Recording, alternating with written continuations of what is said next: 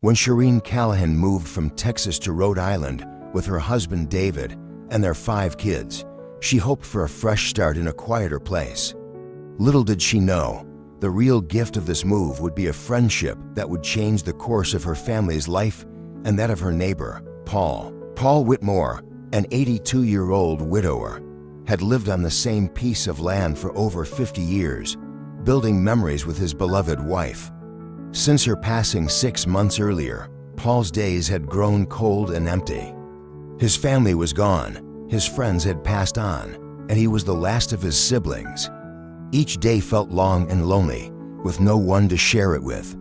But all of that changed the day the Callahans moved in. Shireen spotted Paul from her front yard. There was something about him, the quiet way he looked out over his garden, as if searching for someone who'd never return.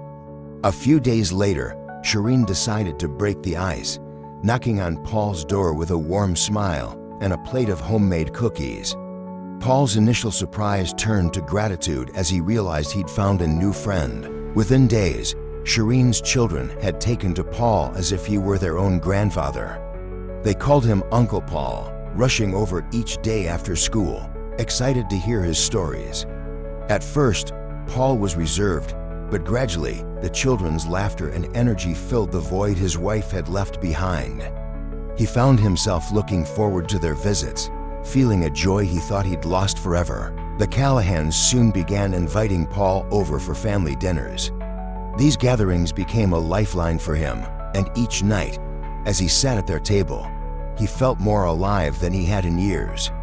For the first time since his wife's death, Paul felt the warmth of family again. One evening, after dinner, Paul asked to speak with Shireen and David alone. With a slight tremble in his voice, he told them that their kindness had saved him.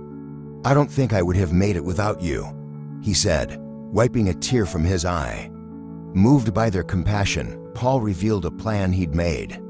He wanted to leave them, his family's land, a beautiful piece of property filled with memories of his life with his wife. Shireen and David were speechless, overwhelmed by the weight of Paul's gesture. Paul explained that he saw in them the love and companionship he had shared with his late wife. This land, he said, was more than property, it was a part of him, and he wanted it to go to the family that had brought him back to life. In that moment, Paul's gift became a symbol of love, gratitude, and second chances, a reminder that friendship can come in unexpected ways, and that family doesn't always mean sharing blood, it's about sharing life. For Paul and the Callahans, this bond bridged generations, giving new meaning to their lives and proving that even in our darkest hours, we're never truly alone. As days turned into months, Paul became a fixture in the Callahan household. Every weekend, the family would set aside time to sit on Paul's porch, listening to his stories of his youth, his adventures, and his memories with his beloved wife.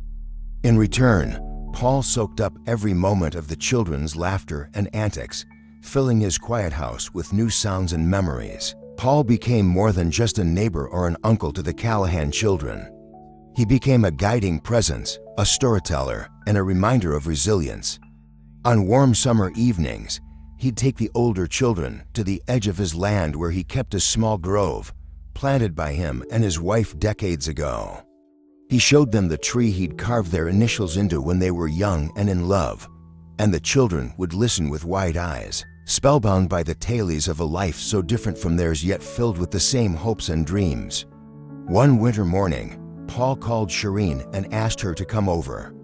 When she arrived, she found Paul sitting by his fireplace, holding a wooden box. Inside were letters, mementos, and even the faded blueprint of the house he and his wife had built together. He wanted Shireen to have it, to show the children someday, and to remind them of the legacy of love he hoped would live on in them. As the years passed, the Callahan children grew up, but they never forgot Paul.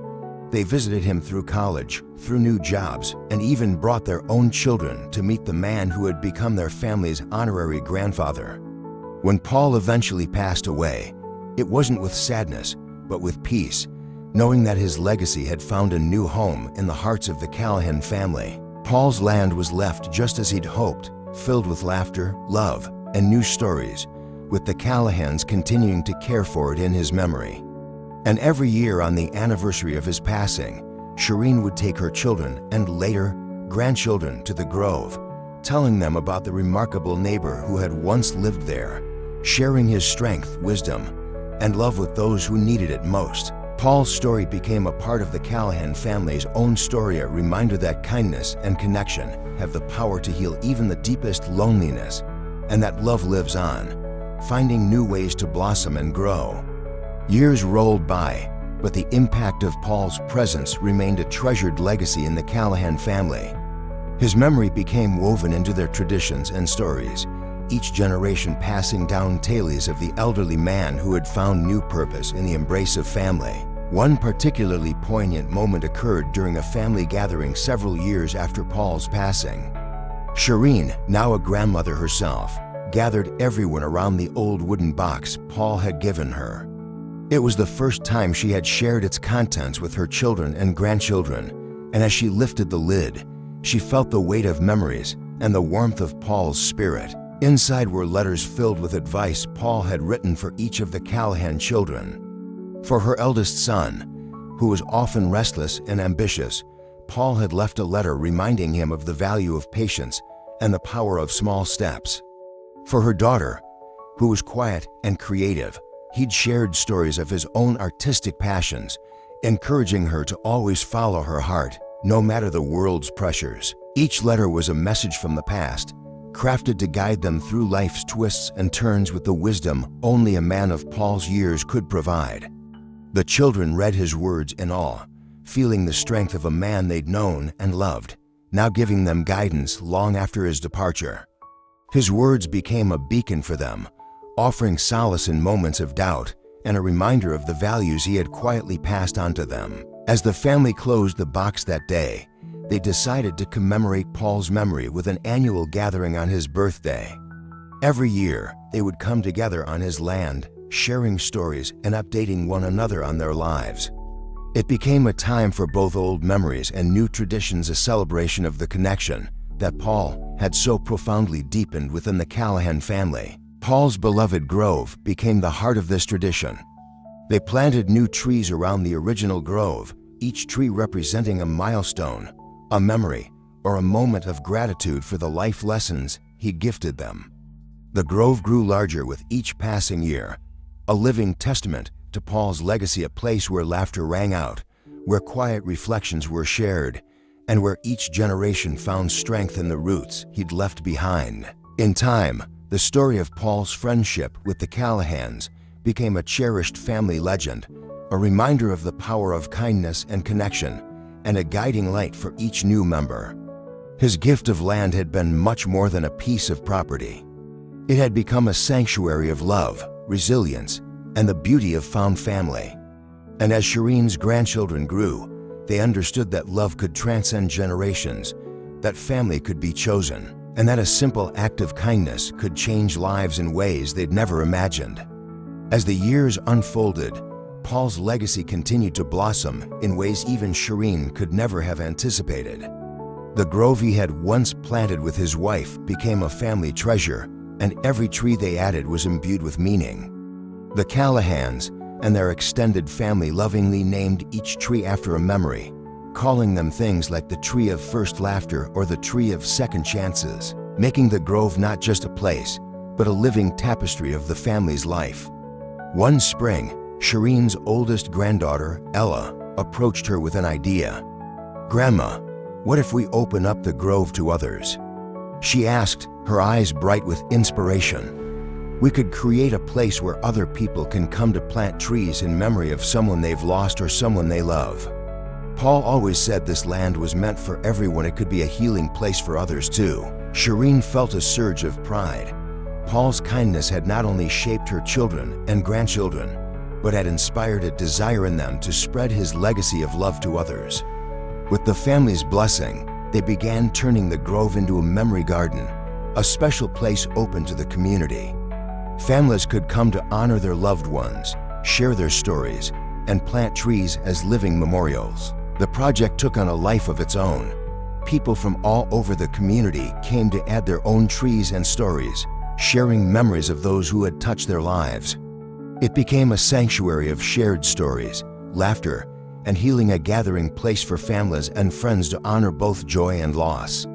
Weddings, family reunions, and even quiet afternoon picnics brought life and laughter back into the Grove, making it a beloved community space. In time, a small plaque was placed at the entrance, bearing an inscription that read, "In memory of Paul Whitmore, who taught us that family is more than blood, and that love, like trees, grows stronger with time." The Callahans took great care in maintaining the Grove, often volunteering alongside community members to tend to the land and keep it thriving. They held annual Paul's Day events where families could gather for storytelling, tree planting, and games. Local children came to know Paul through the stories told at the Grove, learning about the power of kindness and the joy of chosen family. For Shireen, each new tree felt like a piece of Paul's spirit living on, his kindness still spreading like branches reaching out to the sky. She often sat beneath the original Grove, feeling the breeze and imagining Paul beside her, his voice warm and reassuring, reminding her that, through love, they had created something that would last well beyond their lifetimes. By the time Shireen became a great-grandmother, the Grove had grown into a veritable forest, a haven for people seeking comfort, connection, and peace. Her grandchildren and great-grandchildren continued to care for it, and each generation told the story of Paul, the lonely neighbor who had wandered over one day and, through his gift of love, changed their lives forever. The legacy of Paul's kindness reached further than they could have ever dreamed, proving that a single act of compassion can ripple out in endless ways, creating connections that last across generations. And in the heart of the Grove, Paul's spirit remained, a gentle reminder that love, like the strongest trees, can grow and flourish forever,